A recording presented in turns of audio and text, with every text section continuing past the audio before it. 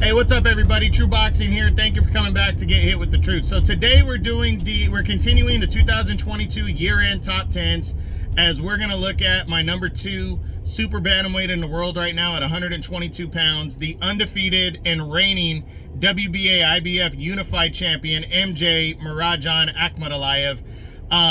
MJ entered the year, was my number 2 last year, after being number 1 the year before. Still only 28 years old, 11-0 with 8 knockouts. This guy's been champion since January of 2020 when he upset Daniel Rahman by a split decision to capture the belt. So he was entering this year needing to prove that, he is after Stephen Fulton kind of threw himself into the mix with a dominant, with a great 2021, he wanted to show everybody on his side why he feels like he's the best. So he made a mandatory defense against veteran Ronnie Rios in June on a DAZN undercard. And he, was dominating the action. I think a little bit more dominant than people expected, because Rios is such a tough veteran and can really bang. And he just dominated the action, but he broke his hand in the fight.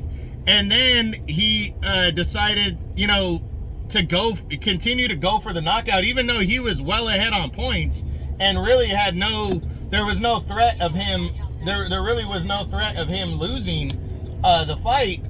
And, he really could have cruised to a decision, but he decided to go for the knockout, and he pounded Ronnie Rios's body and put him away in the 12th round of that fight impressively, and retained his unified titles. But he broke his hand, as I mentioned, in that fight, so that took him out for the remainder of the year.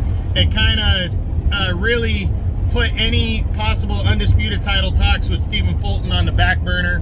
It's already going to be tough enough with them being different promotions and different networks. But the IBF late in the year would order him to make his mandatory defense against former world title challenger Marlon Tapales. And now that fight is pretty much gonna take place. They've reached a deal without it going to a purse bid, so we're just waiting for a date to be announced. But I'm expecting him to defend his 2 belts against Tapales very soon. And I think he's gonna dominate Marlon Tapales. I think he dominates Tapales and stops him. The big question is, what does he do after that? It really is up in the air. I would love to see the WBA order him to fight Azat Avanassian finally. Avanassian deserves a fight. It's an easy fight to make. They're both with DAZN. One's with Matchroom, is MJ, and Azat is with Golden Boy. So, it's a very easy fight to make. But does he want to fight him, especially with the notion that the monster, Naoya Inoue, is coming up to 122. We just don't know what he's doing next. Inoue could go after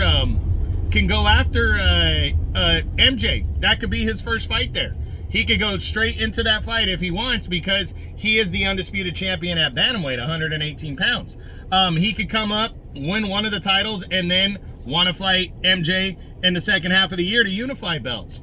It's just really up in the air. So I think MJ, though, one way or the other, is gonna, after Tapales, he's gonna have he's gonna have a good, tough opponent, and he might not be a big favorite in the second half of the year with whoever he fights. So we'll see what happens. We'll see what goes down. But that's it. That's what I got on as my 2022 year-end top 10s continue. My number 2 super bantamweight in the world right now at 122 pounds. The reigning and undefeated WBA IBF unified champion, Murodjon Ahkmadaliev. I hope you guys enjoyed the video. If you did, smash the like button, leave a comment, subscribe to the channel. I appreciate any and all support. This is True Boxing. You've been hit with the truth.